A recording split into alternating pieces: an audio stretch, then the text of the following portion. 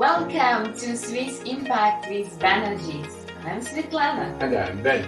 In Season 2, we will be traveling around the globe, out of Switzerland, and bring amazing leaders from businesses, thought leaders, political leaders, of course investors and experts.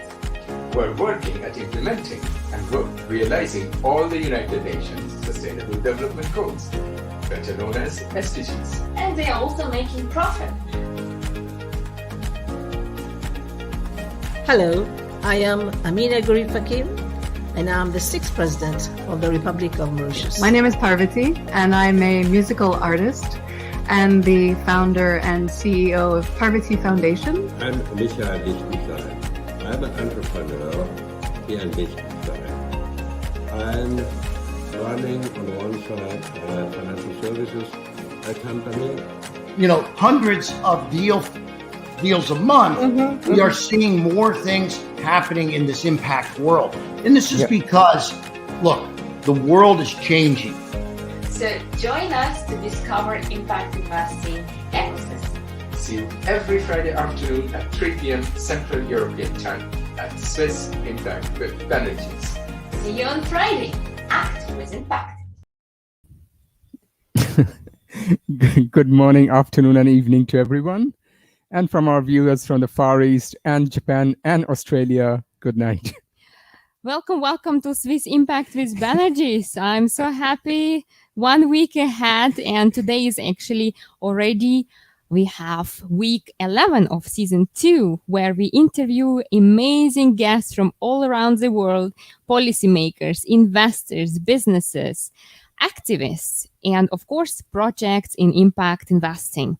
You see, today we are in Zurich on Paradeplatz at the very core and heart of financial center in Switzerland. And there you can see the UBS and Credit Suisse. Yay, I almost have nostalgia, you know, when I was working at Paradeplatz myself. You don't see my bank there. But it was a good time, but the world is changing, so we need to move on. So before we start, I again want to remind our viewers about the project we started on the name of my sister, Joya, who passed away, I think, 6 weeks ago from COVID.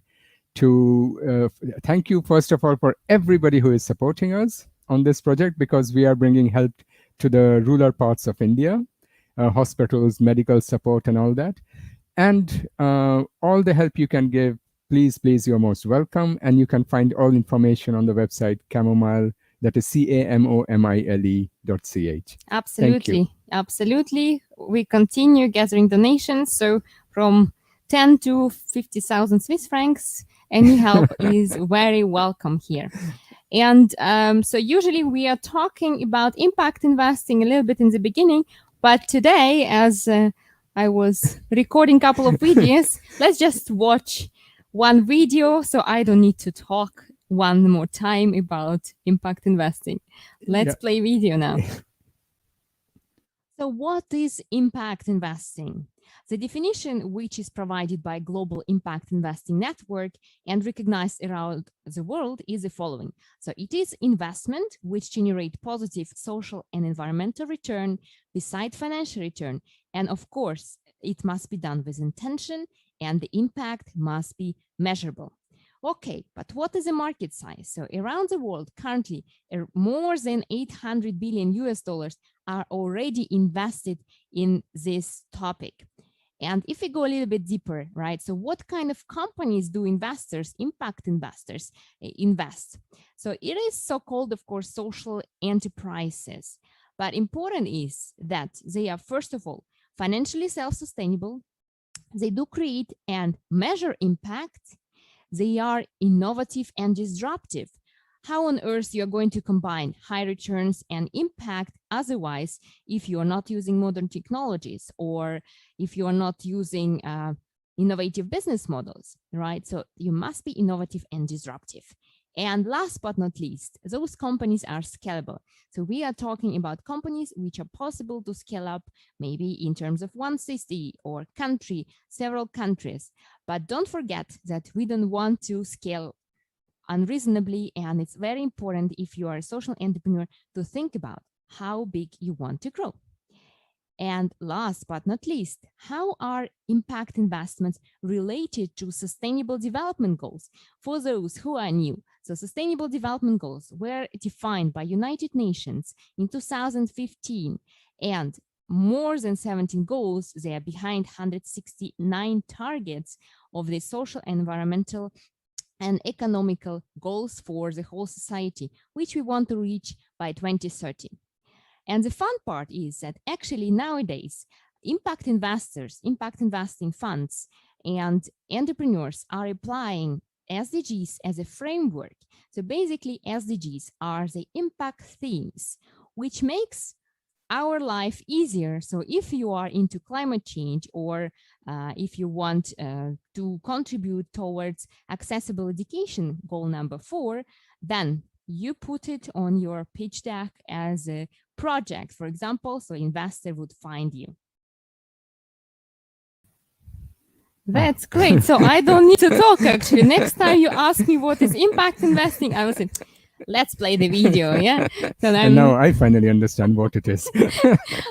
Okay, great. So we defined impact investing, but let's not undermine our tradition and start with a story. So do you have any amazing facts or something to impress our audience? Impress? I don't know. I think it will be more about making them depressed. As I was thinking yesterday that everyone, we are talking about different models of economical theories, research, and this is going on since quite a long time. And we have been busy. We have had previous speakers also on this topic. But the issue is that the situation is really deteriorating really fast.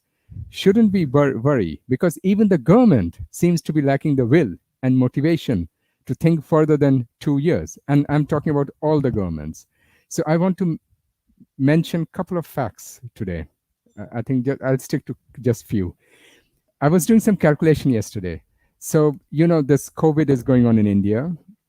So you can buy a 10-liter oxygen tank for 80 Swiss francs in Indian rupees. So that comes to 1 liter is approximately 8 Swiss franc. On the other hand, an average cow weighs 544 kilos. That was one of the statistics. Maybe some of these assumptions are wrong, but it just gives the basic idea how it is. Lifespan of a cow can be 18 plus years if it is not slaughtered or butchered in upfront. And assuming that a cow consumes the same amount of oxygen that a man or a human being does, that is 71 million liters of air in its average lifetime. We are following you. Yeah, continue.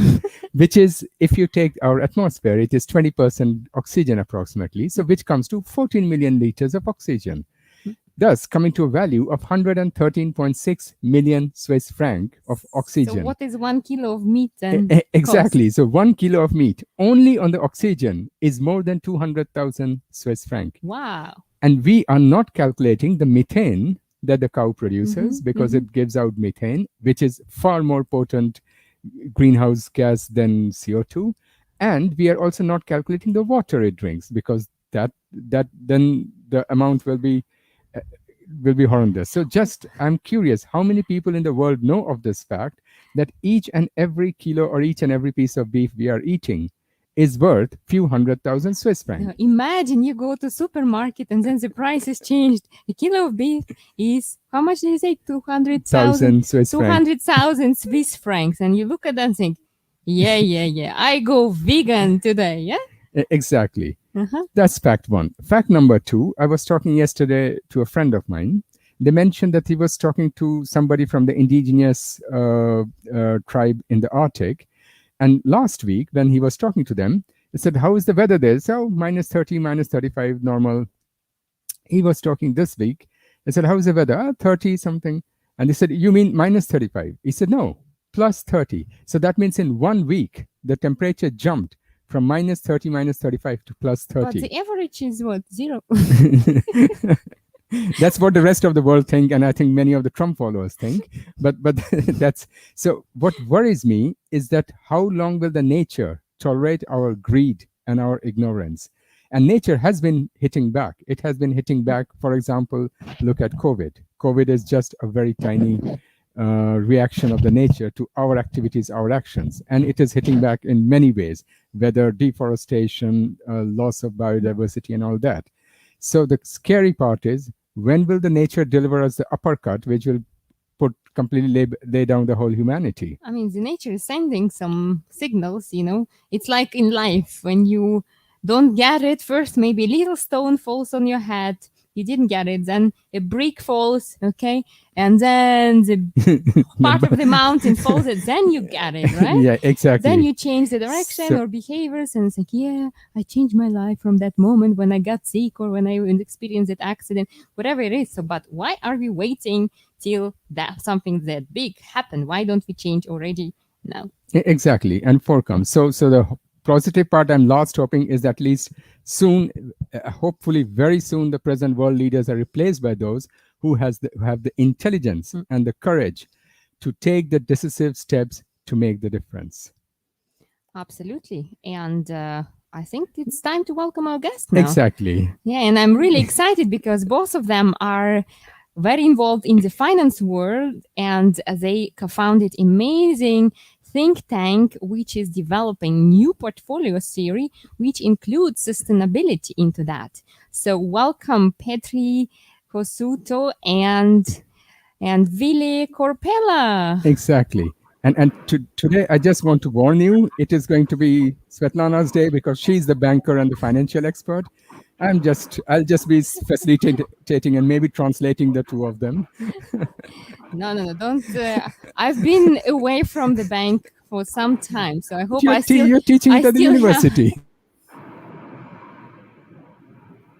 So welcome, Petri. Hi, how are you doing? How are you doing, Ville? Nice to be here. Nice to be here. Thank you for the invitation.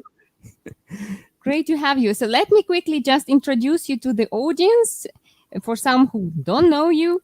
So first, Petri Kuusisto, and so you have more than 30 years of experience as Chief Investment Officer, and you've been managing two largest pension funds in Finland, which have more than 40 billion euro in that. And of course, also sovereign wealth fund in Middle East.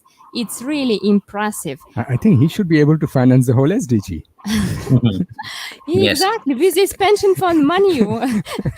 That would be really cool. And very excited, of course, I told it already, that you are the co-founder of Impact Innovation Institute, which is there to make research and advisory think tank, right?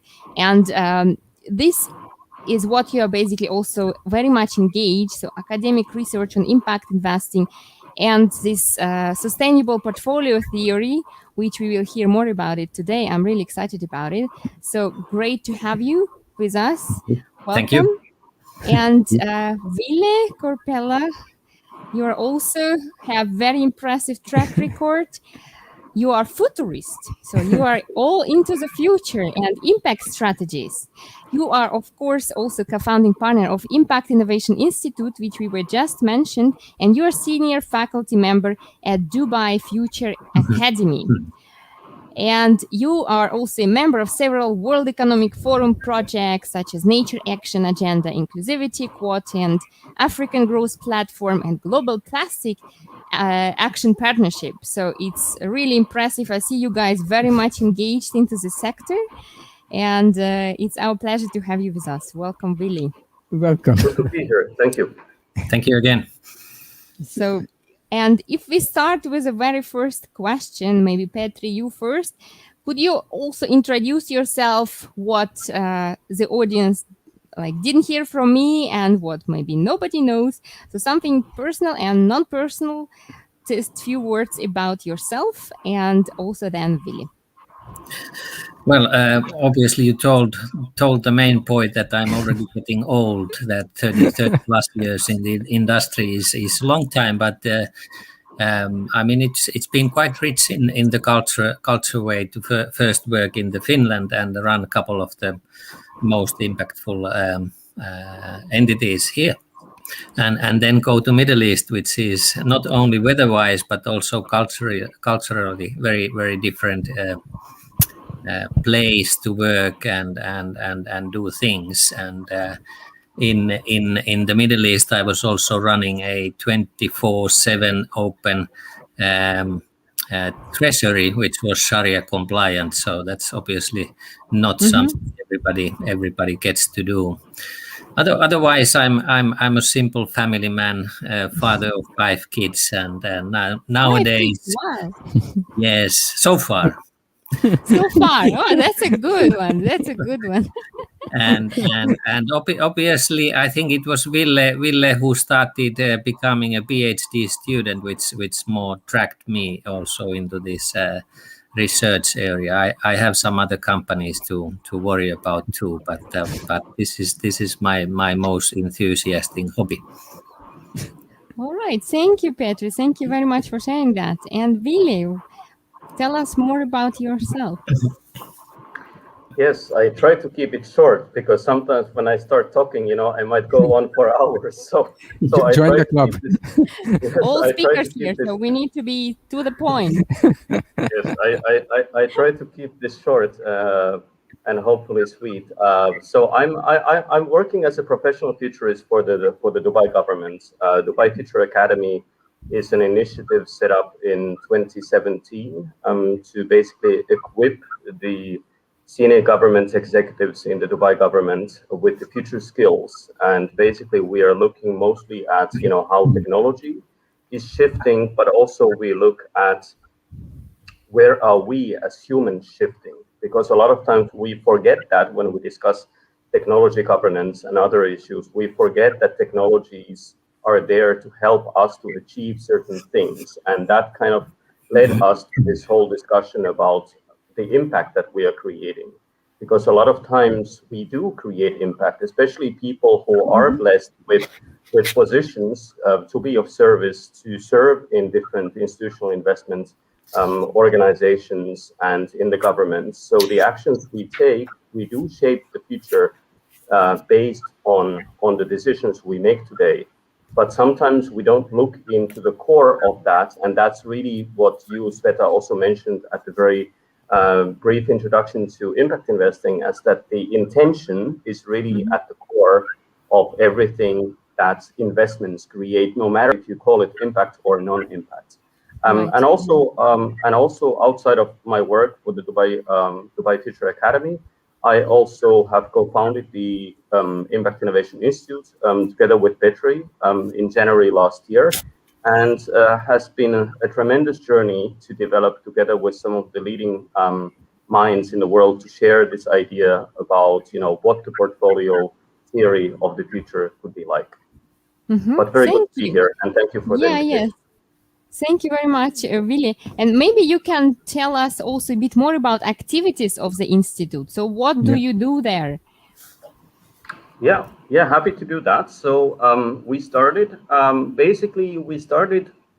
even before we founded the Institute, we started talking with Petri in spring 2019, when both of us felt that there's just something missing from the way strategic asset allocation was being done. And obviously, Petri has a longer track record in looking at the actual practices of asset allocation and how that is being viewed through the various strategies. And we felt that there is a missing component, which is the direction, or what we call the intent, was largely missing. And then we started looking at what are the causes of that intent missing in the ways portfolios are being built. And then we started reading what Harry Markovich has been writing in his classic work on the modern portfolio theory. And we found that there are some things which are amazing for the very purpose that they set in the time when it was being written. However, the global challenges that we face with climate change and a lot of these other things that result from the era of the Anthropocene actually then creates now the need that we need to revisit the modern portfolio theory. And we started by looking with the title that we set out for ourselves, was that strategic asset allocation for the post-Markovich era. So basically, what is the portfolio model that institutional investors should take today in order to be able to deal with the global challenges that we're facing? And then what we did after that is that we then started looking for collaborators. And so far, we have built a very active collaboration relationship with the Finland Futures Research Center, where I'm also officially pursuing my PhD on this very same topic at the moment. And also we have collaborators in the University of Gävle in Sweden. We have collaborators in Switzerland. Foresight Solutions is our partner for a research that we will be discussing later on regarding one of our research programs, which is entitled Beyond Blended Finance. So the kind of blended finance, and especially what comes beyond that, is one of the key topics outside of the theoretical base of the sustainable portfolio theory that we're working on. And the second part that we will discuss also a bit in more detail in the later is looking at something that we're now collaborating with the Ubuntu Foundation in Africa regarding building a new economic model, which would be based, or a new model of economics, which would be based on the indigenous and ancient wisdom traditions, which have much more placed the responsibility at the core of how economic decision making is being done, because that's actually one component that we feel is largely missing in the Western discourse at the moment. It's great, you know, as a former student of banking and finance at the University of Zurich, where I studied traditional portfolio theory, it's really amazing that finally someone is doing that and bringing it forward, because as we've seen in 2008, financial crisis, right? Portfolio theory didn't work, and risk return doesn't save us when the crisis appears. So impact is very important to incorporate as a third dimension. A big part of that that you mentioned, especially about the financial crisis, is something that we in Foresight and Future Studies, what we call the complexity mismatch. So there is a basic difference between complicated systems and complex systems. Complicated systems is like the Swiss watch. So you can take the Swiss watch into parts, and if you find that one of the pieces is not functioning, you can remove that part and place it with the right part. And if you place it back together in the way it was designed as a closed system, it will function perfectly again. But if you do the same thing with human systems in a corporation, you replace somebody that you feel is a problem. Actually, that so-called problem has many healthy relationships inside of that organization. And there is a lot of hidden knowledge that goes missing when that person is replaced by a new person. So whenever you do the replacement of a real person with somebody else in a complex system, you are actually creating a totally new system. And actually, this is the complexity mismatch, is that we think in our minds is that we can understand the financial system, we can understand economics, but the truth is that they are complex systems and we cannot understand them. So we tend to intervene in the wrong places. And then that creates a lot of problems, like we have seen with the pandemic responses, with the responses to financial crisis of 2008, 2009, and also with the way we handled, for example, the Fukushima nuclear accident and many others. Right. Exactly. And this is also related to natural capital or ecology, that they are not simple things to maneuver. And when you start maneuvering, you get a lot of unintended consequences. Exactly. No, Petri, since you are here, in your bio, you mentioned you consult for several institutional investors. Yeah, I've been doing more about it. I've been doing that when I have time. But that's I consider myself still more as a serial entrepreneur, so I consult myself most of the time, but there are still some examples.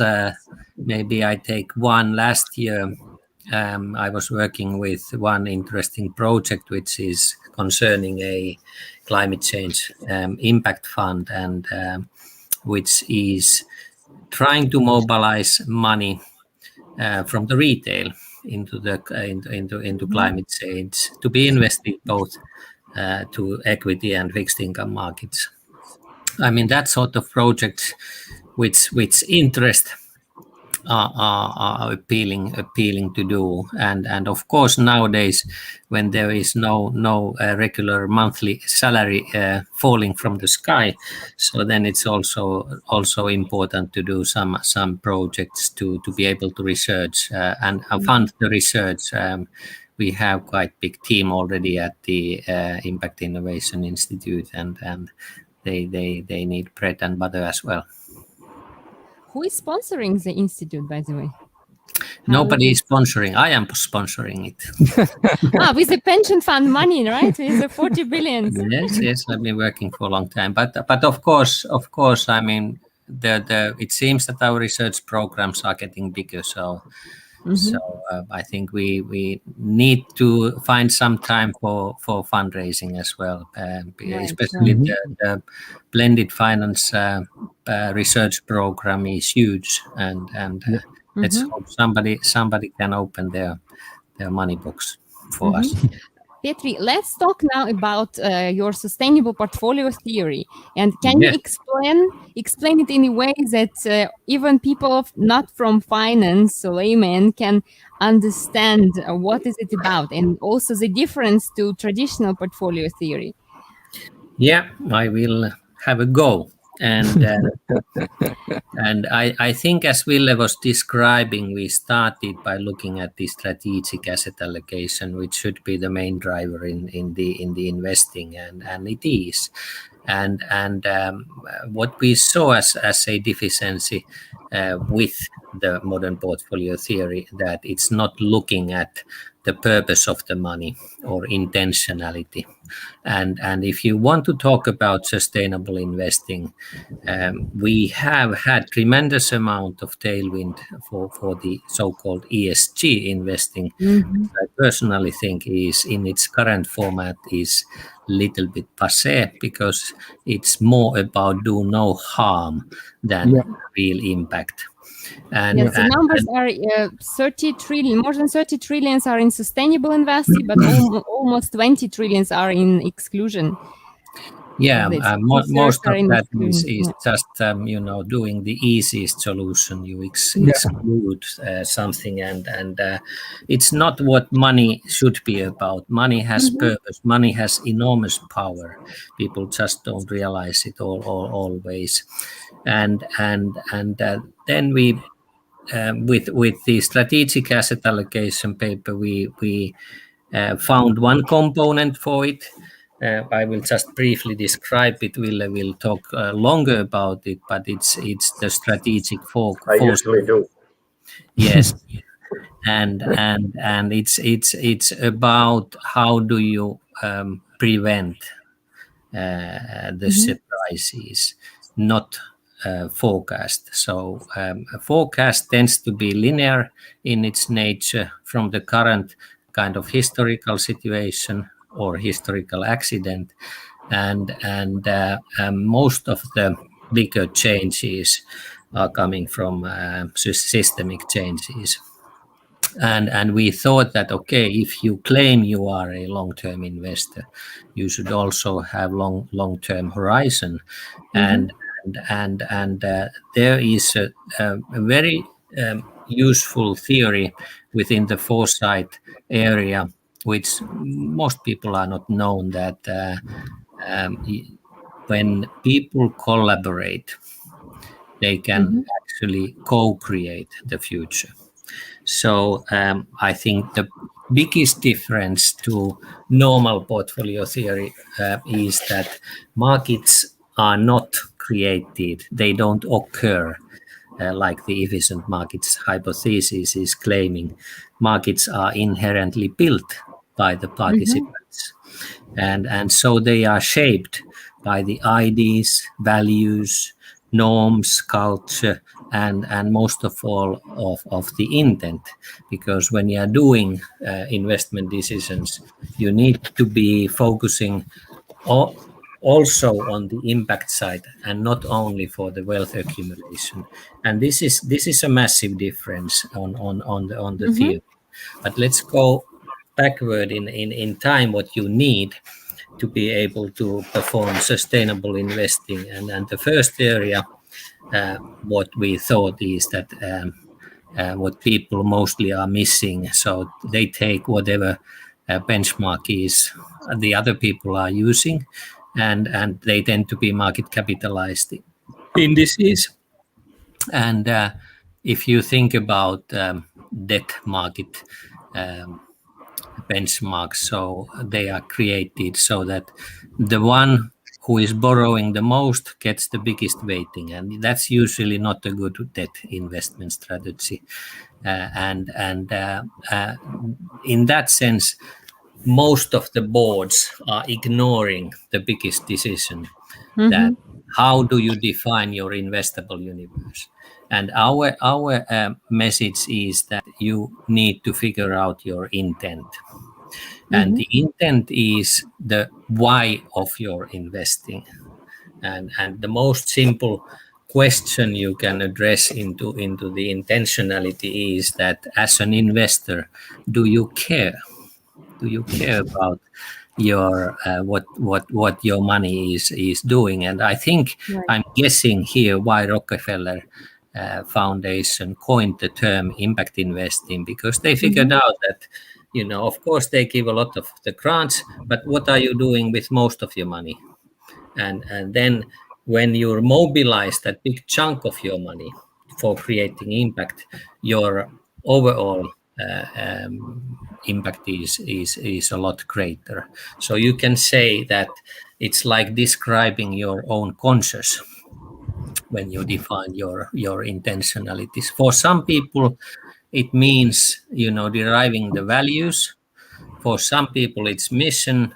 You can embed culture because we have different cultures. So there is no standard recipe for defining your intention. Petri, but tell us more about also what about big banks? You know, you see behind here and there, or also in Finland. So you are collaborating with some academics, but have you been able also to talk already to professionals who are in the practice applying still portfolio theory about your version? And did they listen to you? What were the reactions on that? Obviously, the closest network we are having dialogue. Most who have read the paper are very happy about it. But no, we haven't had yet time to market this theory. I think this is one of the first opportunities we talk about the theory. But of course, we are biased, but we think it holds water very well. And I think if we move from the intentionality, the second component, which is very important, is what sort of data will you put into your investment strategy. And you have two components of relevant data. What corporations are deriving, they of course have their accounting, and most of the accounting is backward looking. Any corporation is looking at the numbers from the department, division, corporation, group, and it's backward-looking information. And what we feel, and this is why we had tremendous help from Professor Arne Fagerström from Yale University, who is one of the authors of our article, that he's a specialist on this area. And the main point there is that for the sustainable accounting, you need to inbound the externalities, because so far the accounting has been inside out, and now we need to start bringing in the externalities, i.e. Outside in. Sounds complicated, huh? Yeah, it's not going to be easy, but you know, if something is difficult, it still doesn't mean that, you know, if you are a petroleum company, you are adversely affecting the climate. There needs to be a cost, because the planet currently is carrying the cost, and how much then that cost is. That's for the accounting people to try to derive and find a number. Of course, all investors can have their own expression on that side. So it's including externalities, including especially the stakeholders, what you are doing, and the second component on the information systems is the risk, and so far all the risk world is focused on quantifiable numbers, and these quantifiable numbers is just way too narrow picture of the real life. And it can be described that on top of the quantifiable numbers, the uncertainty, i.e. potential of the systemic risks, needs to be embedded. And especially for that side, especially the area of Ville, the foresight analysis is extremely powerful. And I think with these two components, we can then derive on to the last item, which is the co-creation, collaboration. And so far, every investor has thought, I have my investment strategy. I try to beat the others with the performance numbers. And they don't realize this hugely important factor that markets are not occurring. Markets are inherently built, and money talks. Big investors, when they collaborate, for sure they get the outcome they want. But it's also, in the real life, when you think about how we perceive happiness or success, being better than others make you happy, or where the others are miserable, then you are happy, right? How crazy, how sick is that, right? I think impact investing just recently got a couple of very nice victories, that it was not any single investor, but the Shell Exxon AGMs proved that when you have a movement, and behind the movement you have a number of investors, okay, they got what they wanted. And this will be happening more and more often. And this is the power of collaboration. Money talks. Absolutely. Petri, but tell us also more about blended finance, also your definition, and how you've been working on that in your institute. So what's something new, what you have created in these terms? Can I give a word first for this, how this foresight is implemented in practice? Because I think go ahead. It's interesting for the audience. Ville, would you go through this part? Yeah, I will be happy to do that. So in many ways, what we're witnessing is really the shift from the era of risk towards the era of uncertainty.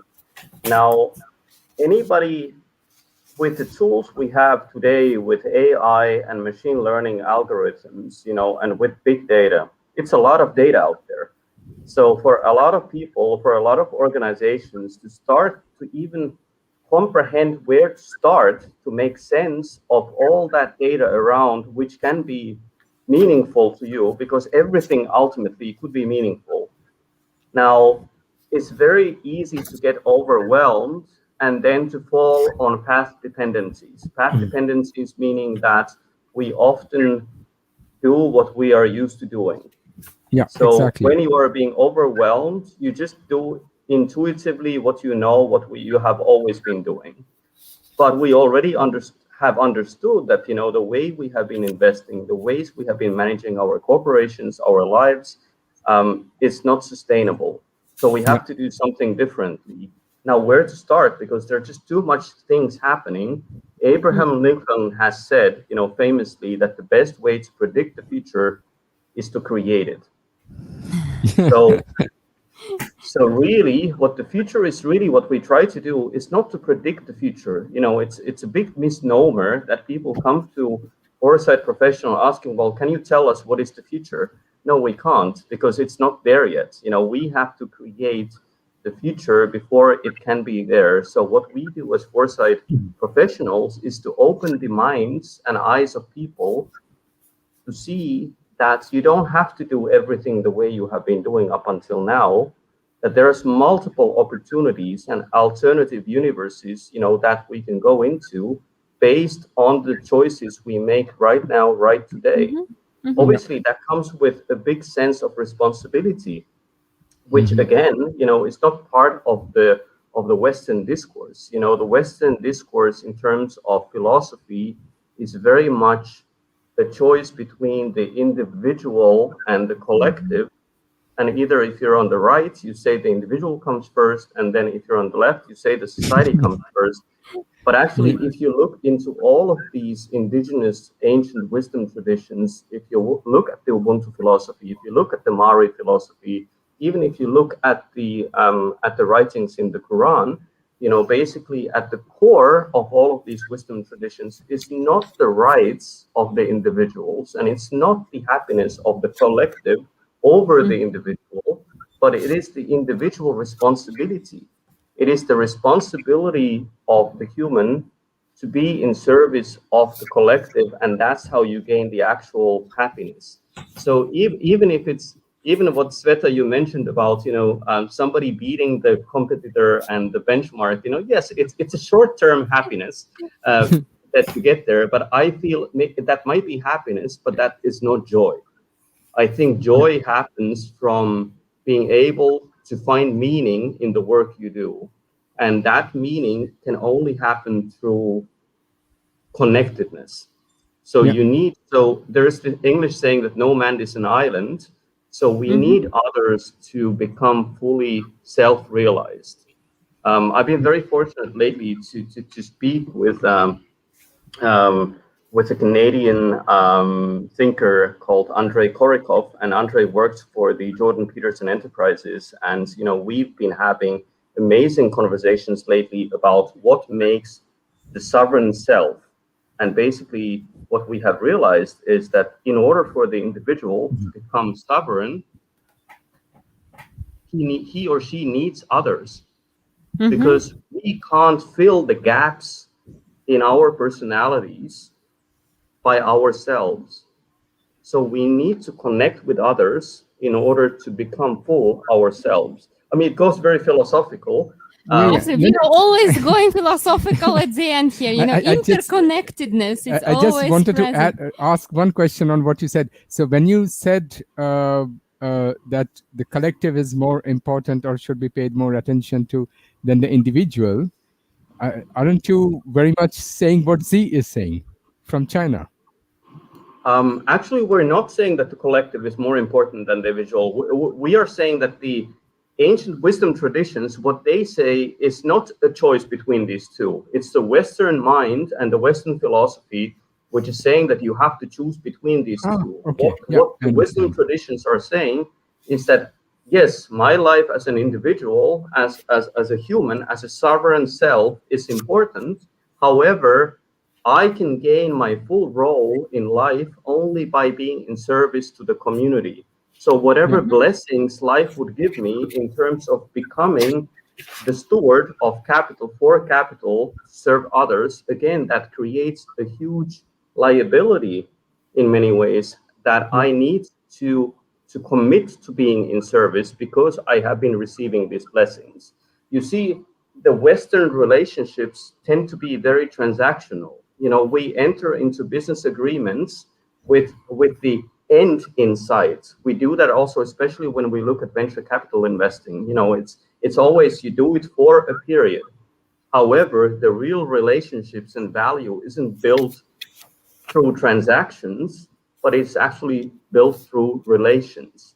So again, this is something that I think we have to look into as we are trying to shape the future of impact investing, is also look beyond the kind of fund structures that we have in place today. Because if we do agree that we need more long-term investing and long-term value building, we shouldn't then use instruments which are designed to be short-term and transactional. So, but again, going to what Petri wanted me to speak about in the beginning was what is blended finance. We are still waiting for blended finance. Yeah, we are coming there. Now we see you can speak. And I see the smile on Petri's face. He's just sitting and smiling. Yes. So essentially, what Foresight does, I will finish this in 1 minute. Foresight really looks into what is the preferred outcomes. So basically, we need to engage all the stakeholders to have a conversation based on defining first what are the intents we have. We enter into business transactions and relationships in life without knowing what is the intent of the other person, hence increasing the complexity and possibility for a misunderstanding greatly, because I don't know what you want from me. So we first need to be able to define our intents. And as we do this with all of our stakeholders, what we can then do is we can map our preferred future. So basically, we can build a mission to which we will mobilize other stakeholders to join us to make this mission come into reality. And what do we do then is we do backcasting. Instead of forecasting, we do backcasting from that future towards today, and then we measure our progress, not against past performance, what we do today in accounting and in our lives, but much like in the budget. You know, in the budget, you define a budget and then you see have we achieved it or not. So we would do the same in planning.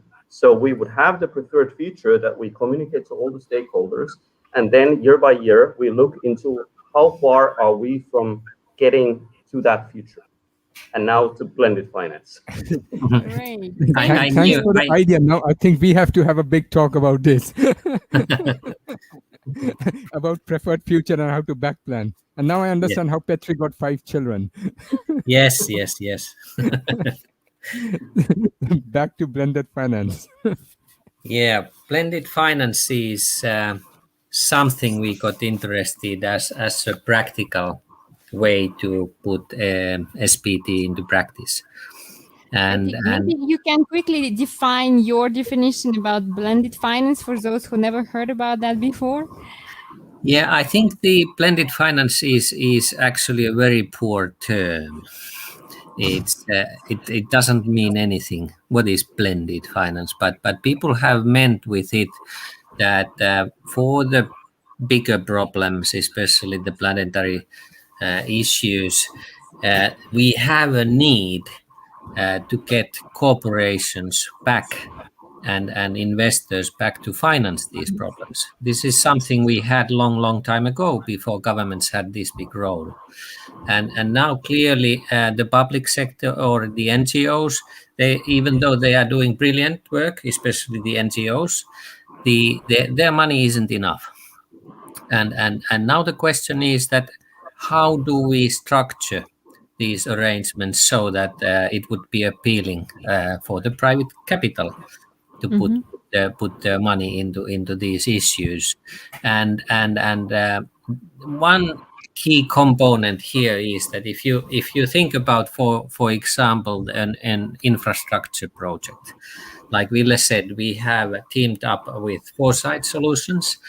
And these gentlemen, Andreas Harbik and Craig Stevens, they are experts on the infrastructure side, and most of the let's assume you build a bridge somewhere, the public sector sees it as a cost, and so a bad thing, more taxes, and then like the city of Zurich, you build a bridge. Perhaps into an island which is currently uninhabited, and through the bridge you can have a lot more valuable land. People will move there, they start living, and we've created some economic value to that. Now the question is it absolutely necessary always for the public sector to invest 100% of a single project or 0%, which is happening with the PPP structures, public-private arrangements. And I'm sure if you have enough will, there is a way to figure out that maybe somebody can only own 20% of the bridge, and then private people, for example, the people who live on the island, they would have an interest to own the bridge, or even more such practical. people always getting into play, you know. Yeah, Or if you think that of a London underground system, there's a lot of people in London, and obviously they commute a lot, and underground is a lot more climate friendly solution. And the question could be that is it absolutely necessary for them to own all the underground tunnels? Maybe they sell part of those ones so they can build a new one and get the commuting happening. I mean, these are the kind of practical examples on the blended finance.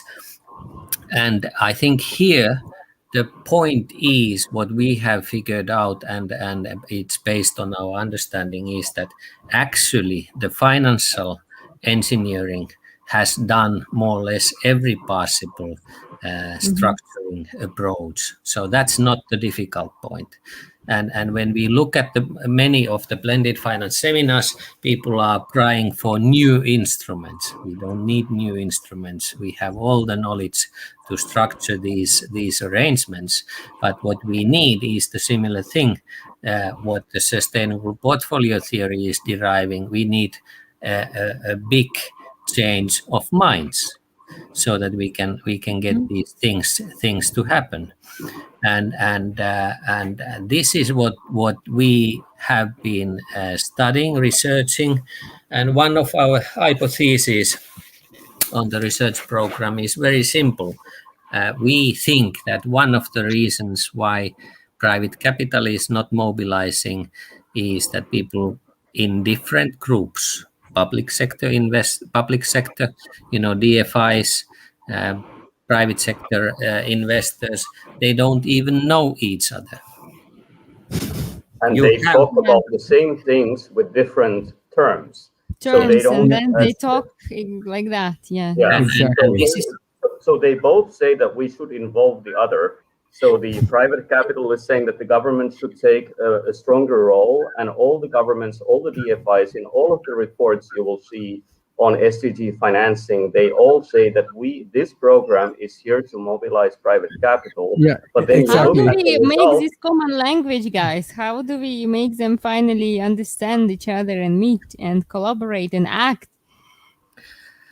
Well, this is something our research program is derived to solve. And of course we need a certain type of actions. So this is something we try to solve. That how do we create situations that we can find, because when you look at the impact world, you have wonderful projects, very creative solutions like Insu Resilience Fund. They mobilized a hurricane insurance for people, which is costing maybe $20. And we know that there are plenty of hurricanes in the Philippines. And they found a way how to use reinsurance and then this fund to mobilize. Most of these projects are too small for bigger investors. And hence their first reaction is it's too small. I know I did it when I was an institutional investor. Take these small projects off my table, and now we have wonderful projects, and then the bigger institutions are saying we don't have enough deal flow. I think it's quite simple matching exercise. That's where chamomile comes in. This is why, exactly, I was just saying, this is why chamomile was created, to match projects with investors, with experts, to engage and move more private capital into impact investing. Exactly. Absolutely, yeah. So the problem is recognizable, right? It just, And we hear it at every layer. On the project layer, finance, everywhere. I wanted to, 2 weeks ago, we had a guest, I don't know if you watched our interview. They are mentioning, they term the term ADM, the Alternative Development Model, which is being already implemented or as a test, as a pilot project in Norway, in few states in India, in Japan. And now you are mentioning the Beyond Blended Finance, which is going further than blended finance. Did you hear or did you read of this term ADM, the Alternative Development Model? Because No, it's a bit quite similar. I think both are working quite similar on that way. Yeah, basically what they say is like, so SDGs are solving the symptoms a little bit, and ADM is creating a new base. So then SDG, Sustainable Development Goals, are then much easier. It's just a logical outcome when we also change the system, the base, right? Because now we are trying to solve SDGs with the old economic system and so on. So the ADM, Alternative Development Program, is about that. So changing at the base. It's a bit like what Ville was saying, that you are looking at the future, so and then work at the present to see to create your own future. We definitely, I feel that what we need is we also need, and that's why one of the things that we want to do through the collaboration with the Ubuntu Foundation is to derive what could be the Ubuntu economics. Why we call it that is because a lot of the things in classic economics is based on theoretical design premises, such as scarcity, rationality, perfect information, and the likes of them. So there is no problem in having them as theoretical models. Also, it does say in the second or the third chapter of every economics principles of economics textbook that none of these things are real, so they do not correspond with reality and the actual human behavior, but let us assume. Now, the problem is what? We don't read the let us assume, so now people go forward, making more advanced theories based on these theoretical assumptions, and now we have governments hiring economists based on these type of mental games to design policies, and we end up in the situation that we are basing actual human institutions on models which are by nature, and it says that on the page 2 or 3 or 4, that none of this is how we really act as humans, but yet our institutions are designed for humans that don't exist.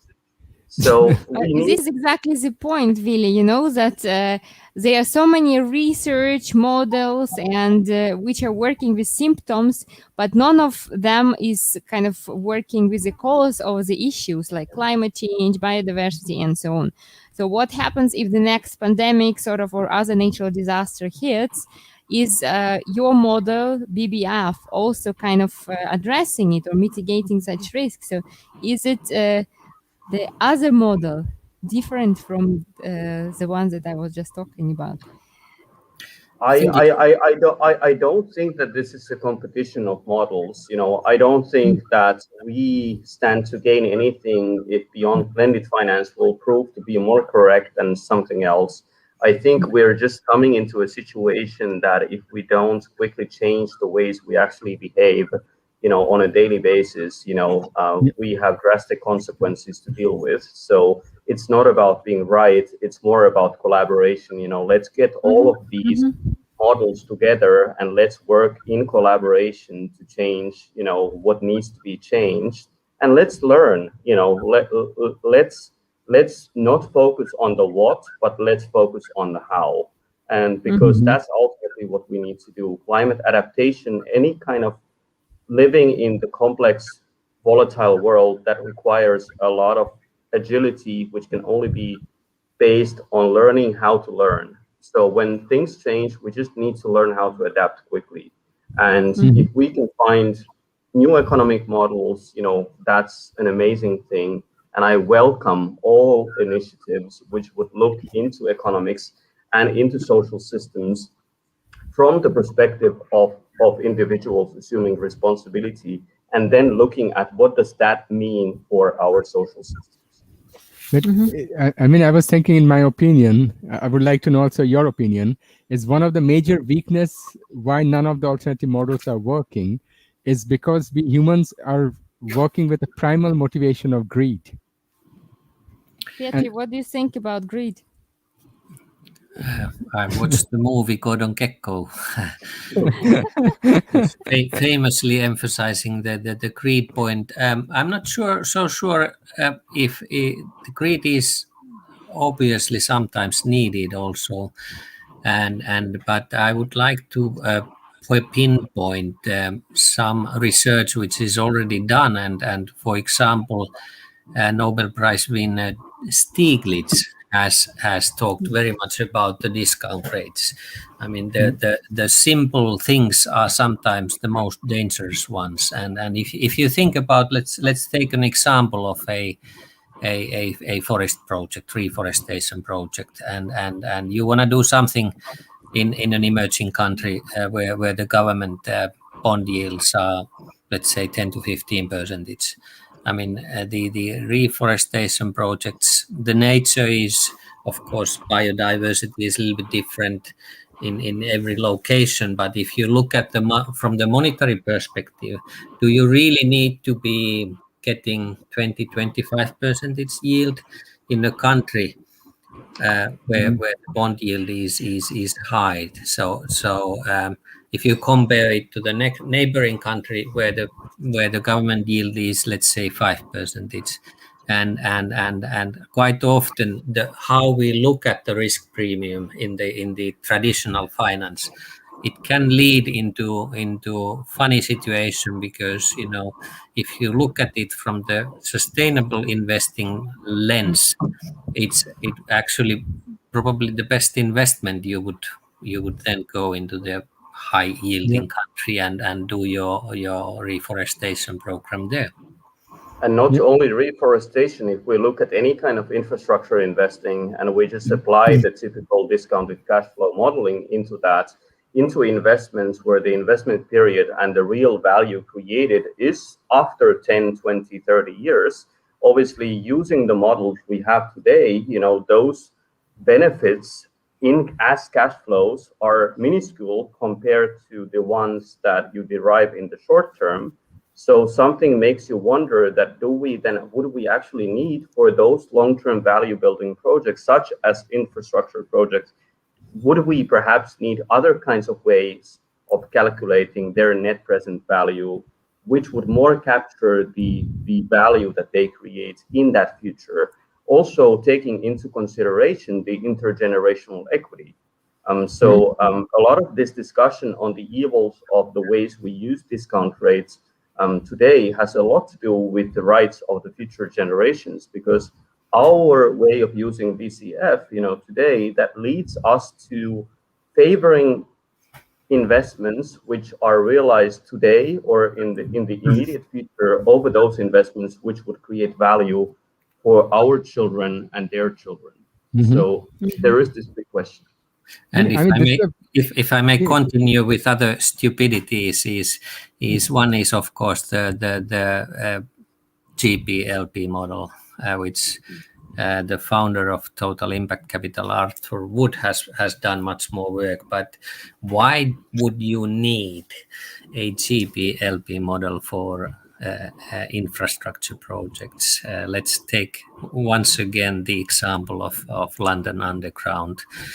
If the common people, normal commuting people, get 0% return on their money on the bank, which is lending the money onwards to who knows where, if the underground entity is offering 2% yield, if they finance their own commuting vehicle, that could be actually appealing to them.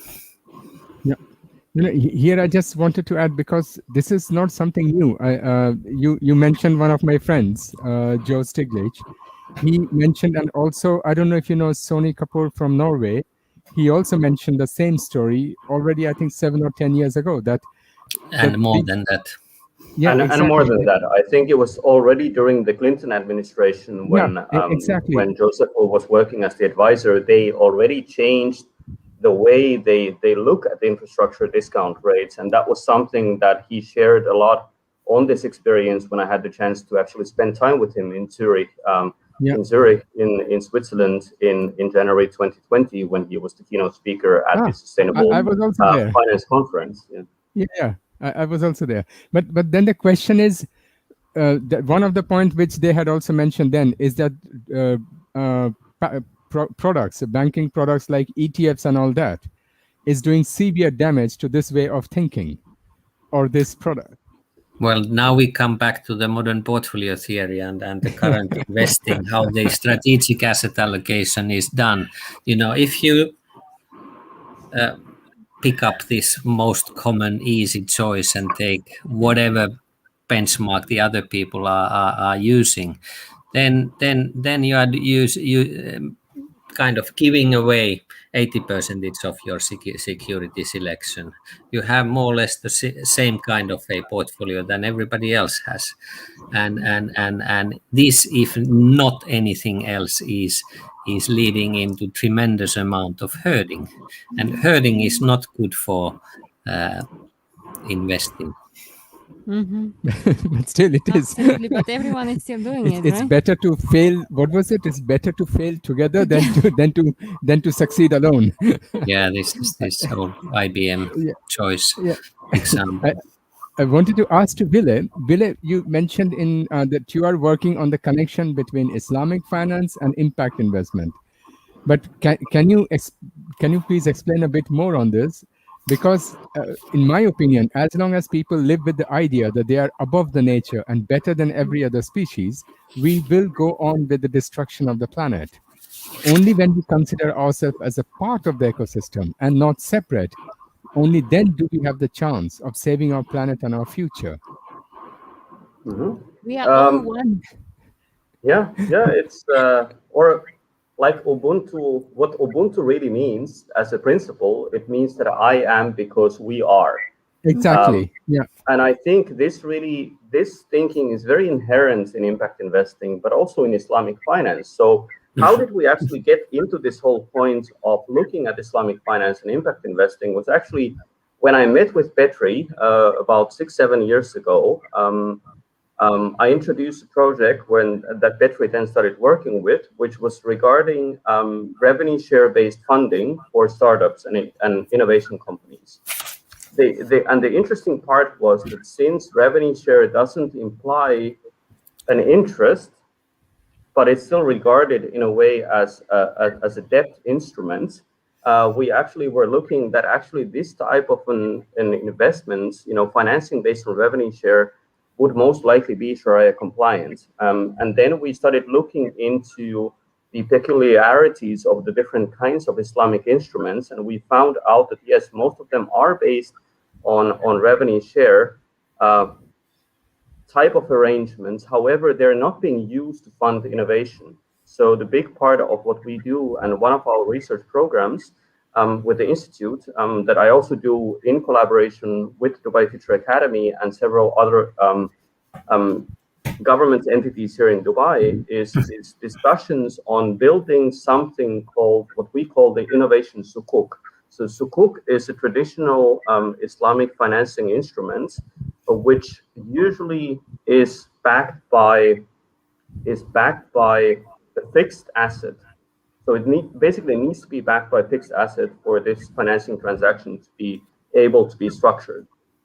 The first beautiful thing about sukuk is that actually in the sukuk financing contract, you actually have to define what are your social objectives.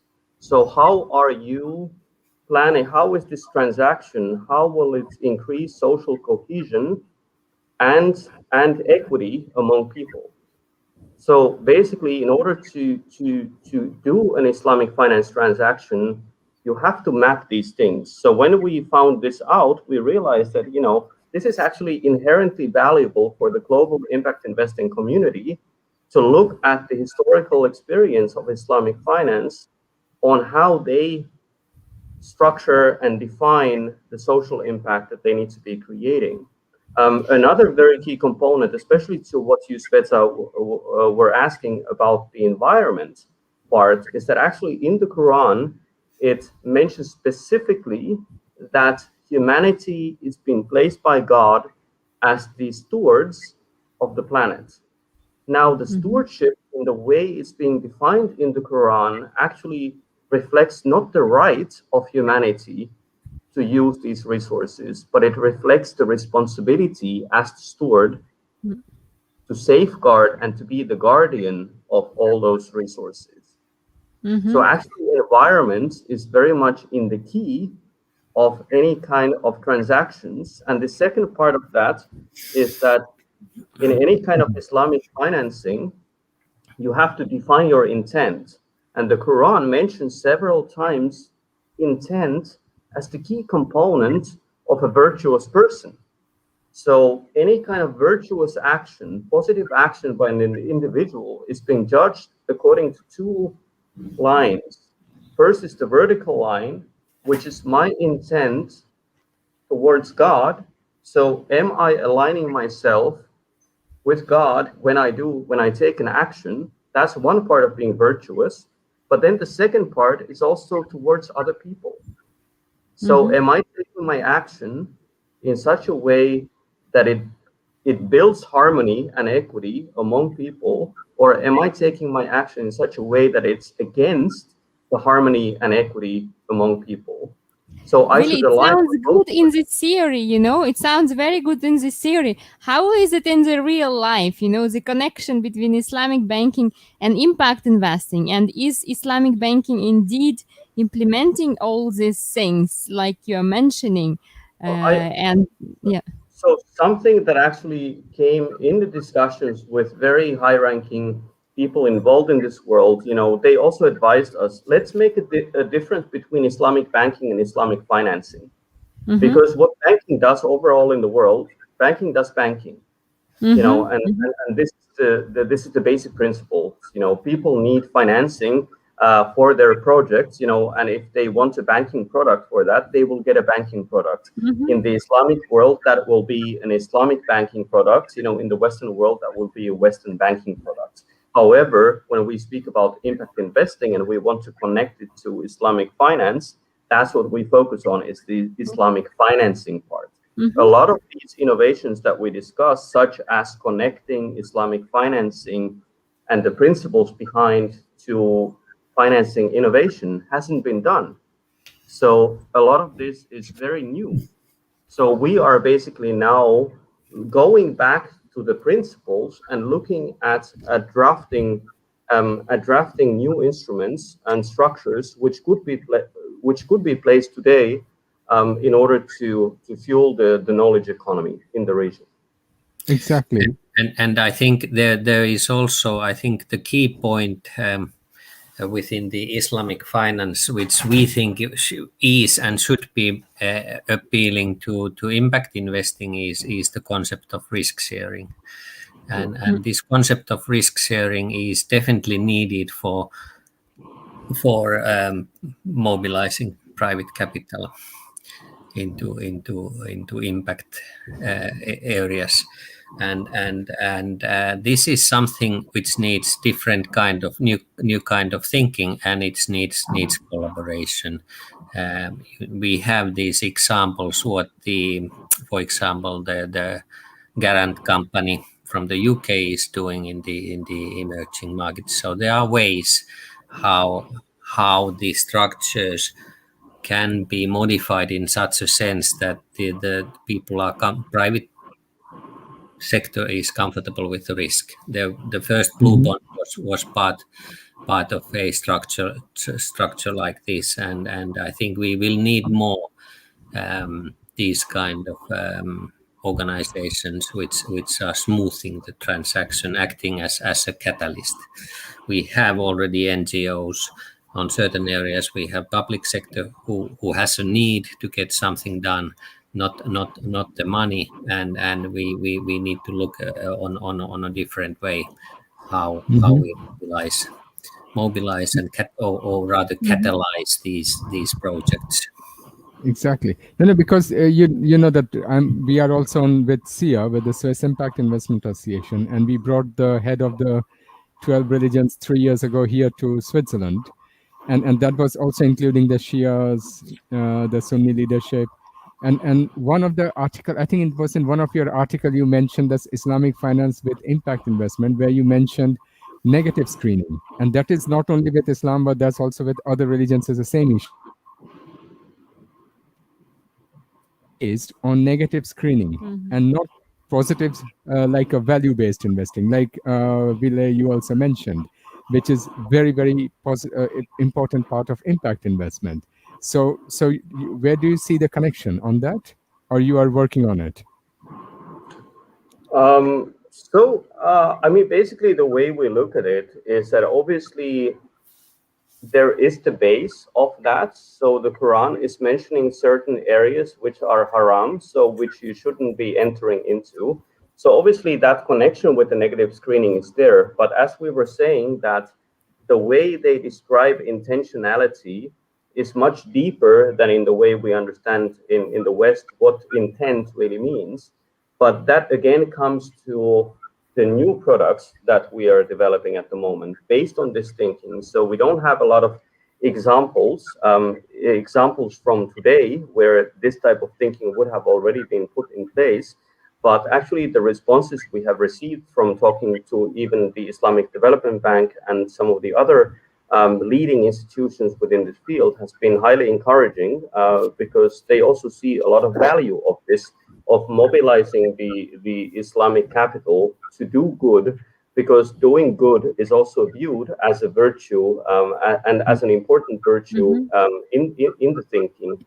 So for them to be able to do this outside of the traditional scope of what the Islamic banking is doing is definitely something that we have received a very positive feedback in these consultations. And I think the Catholic Church is also wondering at the same.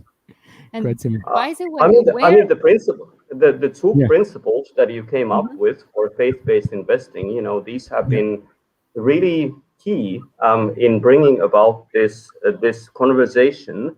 However, obviously, a lot of institutions which have age, they also are all inherently not suffering, perhaps, but they are not outside of the scope of what I mentioned as path dependency. So for any kind of large institution, it will be difficult to try something very creative and something very new that they haven't done before. But that's why also we need to back everything with research. So instead of, even both me and Petri, even if I seem to be very philosophical, I'm actually quite practical also in reality. But what we really thought with Petri, maybe, it's still subject for more investigation. Petri, but where our audience can find the reports which you are producing? Is it public somewhere on the website of your institute, or where can people read about that? The institute has the articles. ResearchGate has the sustainable portfolio theory. Unfortunately, the academic world is very boring nowadays, that you write 18 months for a report and then you play with the technicalities with the academic journal, how you get the bloody thing in, and then they screw it back and forth for a year before they publish it. So we are somewhere in the middle of that process. But anyway, ResearchGate has it licensed as a working paper, and it's on our LinkedIn pages and on the III's. Okay, so it's published on LinkedIn, yeah? Yeah, it's at least on my... On LinkedIn and also publish it on Chamomile. I suggest you publish it on Chamomile for more people reading about that. You give us the details and we publish it there. Sure, great. And Petri, can you please summarize the conclusion of your article, Rethinking Strategic Asset Allocation Through Impact Investment? Yes, I think there, as we already discussed quite a bit, the strategic asset allocation process.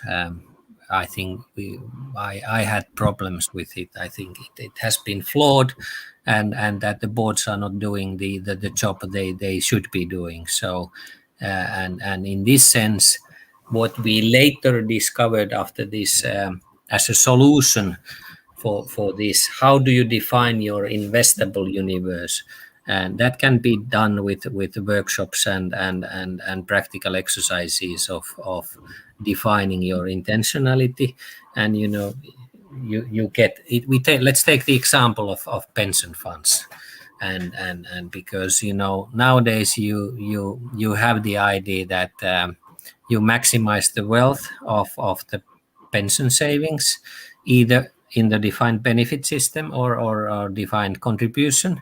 And once the person is retiring, you dump him or her the money and say, good luck. Theoretically, it works, huh? Not always in the practice. Yeah, theoretically. But then, maybe if you think about the good intentions, maybe pension funds could think about the investable universe and highlight, for example, senior age care homes where people can have a good life after they have retired and are no longer able to live at home. There are a few very nice examples from the Australian superannuation funds where I think it was the Nurses Fund which is looking at possibilities to invest into healthcare, quite natural area for themselves, and this sort of links what is the purpose of my money. They are quite easy to build, and do we care about something? And if you care about your senior citizens as a pension institution, which would feel quite normal, you don't just dump them the money. You try to create an environment where people can have a respectable and good life. But in one of your report, I was surprised reading that pension funds, on the other hand, typically have a long-term orientation in providing They should have. Yes, they should have for the future Now the needs of the regulators have spoiled that in a big time, I think. And this is also a big area for the impact investing. We have a very limited, narrow understanding of a fiduciary duty. Yes. And most of the fiduciary duty is just focused on wealth accumulation. Yeah. And you have Canada, UK, Sweden as examples of countries who have started to think about maybe the fiduciary duty is also about that you don't destroy, you don't screw up your planet by maximizing this wealth. Yeah. So this is the explanation of them. This is still investing in fossil fuels and the rainforest. Well, if they invest, they could do it, because also we touched this area of exclusion, which I think is too easy way. I think this, if you find a bad company, buy yourself in and change the strategy, change the company. It's actually an interesting thing that also in the same conference where I guess you also attended, Ben, there was also a lecture by Professor Alexander Wagner discussing about the concept of fiduciary duty and especially how it's a relatively new idea that that the boards are only responsible for the shareholders, whereas he brought up many cases from 1930s in Delaware, in the US and elsewhere, where in order to establish a corporation, you actually had to define what is the social objective of that corporation to exist. So I remember also back in my business school days, one of our professors was asking all the students, what is the purpose of the company? And most students would say to make a profit. And he was saying, well, what are all these entities? If you look at the corporate annual statements of all of these companies who are not making profit, who are making loss, does that make them not companies? Does this make them not corporations? Because we have a lot of them. So we have a lot of companies who are making a loss. So then if this is the purpose of the company is to make a profit, then these should not be defined as companies. What he said is that basically what a company does is simply taking resources and transfigurating them in order to build something new. And that new has to be based on some sort of an objective or a sense of purpose. And that's basically what the company does. Sometimes it does it at a profit, preferably, because you also need to continue doing that. So if you keep doing a loss, you're not on a sustainable basis. However, I think it's just a very narrow, but also it's a very new definition that the purpose of organizations or even investors should only be making money. Because even if you talk to many VC firms, the actual basis of making the investment is probably that they love the product, they love the team doing that, and they do trust that this will give them the returns they want, but it's not the plain calculation of numbers. Gentlemen, I wanted to ask you, what would you need to make your impact innovation institute more known? Like, what support would you need around the globe that we would bring this sustainable portfolio theory into practice? Well, we need more resources, of course, more crazy people like more money. Yeah, more money and more also people. Collaborators to collaborate with us, because ultimately, like we discussed, it's not the matter of being right. So all of these people who have alternatives economic models, who have alternative financing models, we should bring all these, what Petri refers as crazy minds, together, and then let us really think how we can scale all of these solutions and also turn them into practical solutions and instruments, which we would then test and pilot and see and back with research to show that sometimes these crazy ideas are equally beneficial, if not more beneficial, than the models that we're used to. So basically, we need to wait a couple of months or half a year, and then the article will be out and maybe the Nobel Prize will be coming. Or how do you see that? I think it's already been shipped. But we just don't know which year. Great. That's what I wanted to hear, Otherwise, why would you do that? We need to change the world. We need to have big impact. We need to save the world. There are also other very talented people. I'm suggesting people read what John Lukomnik and Jim Hawley have been writing about moving beyond modern portfolio theory. They have very similar thoughts than we have, and they are better known than we are.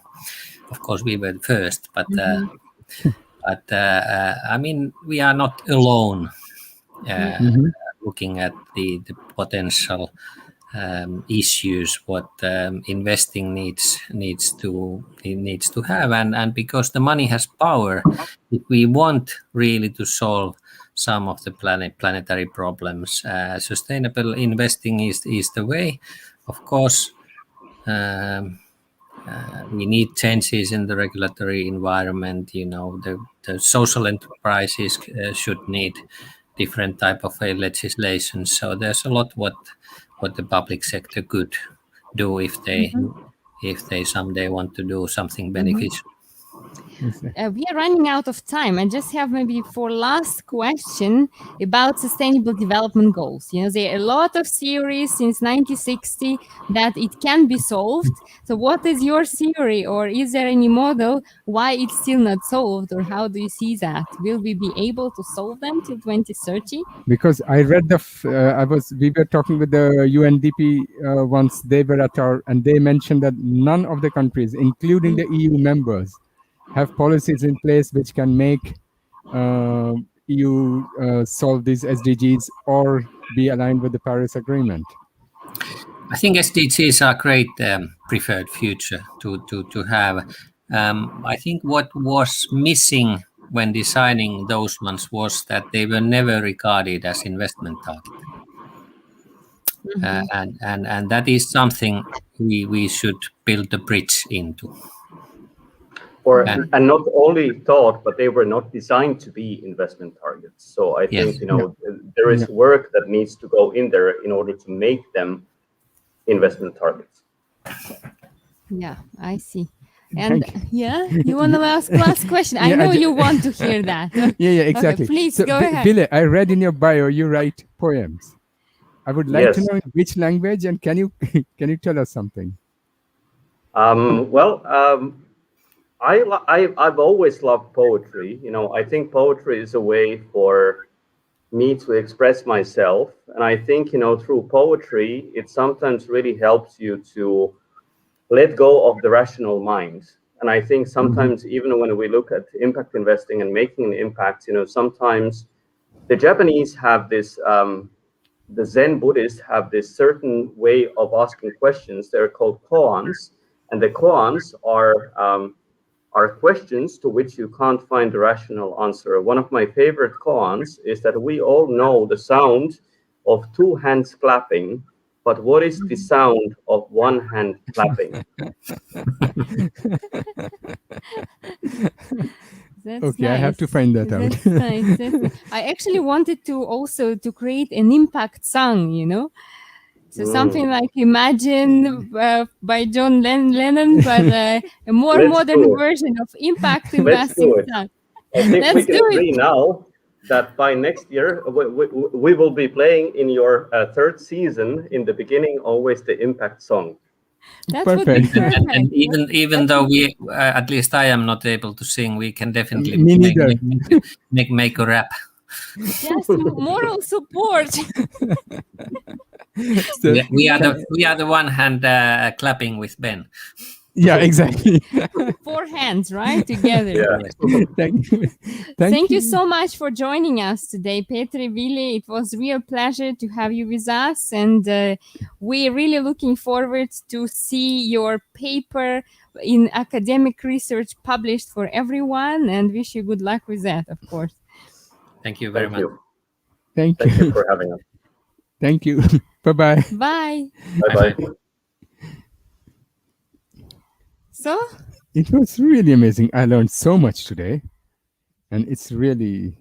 I yeah, think it's very important, you know, the third dimension, risk return and impact finally is going to academics, and then it will take time till they will teach the student about that, and then that, of course, that the banks they implement it in the practice, but still And it's also important to and take also the the pension action. funds Absolutely, and the big guys. yes, Yeah. very important. So congratulations to both of them making this step.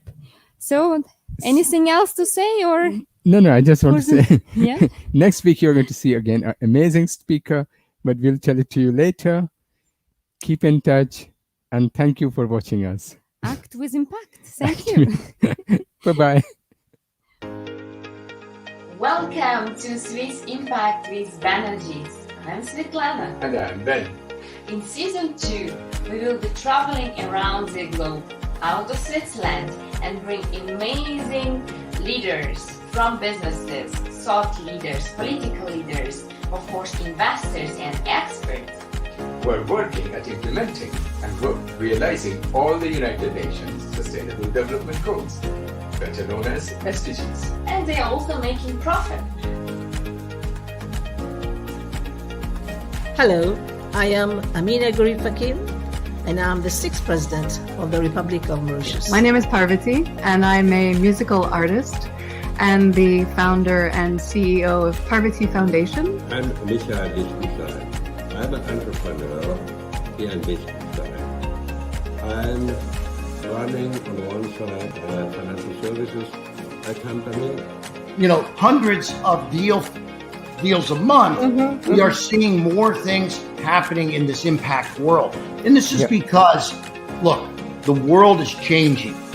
So join us to discover impact investing ecosystem. See you every Friday afternoon at 3 p.m. Central European Time at Swiss Impact with Banerjis. See you on Friday.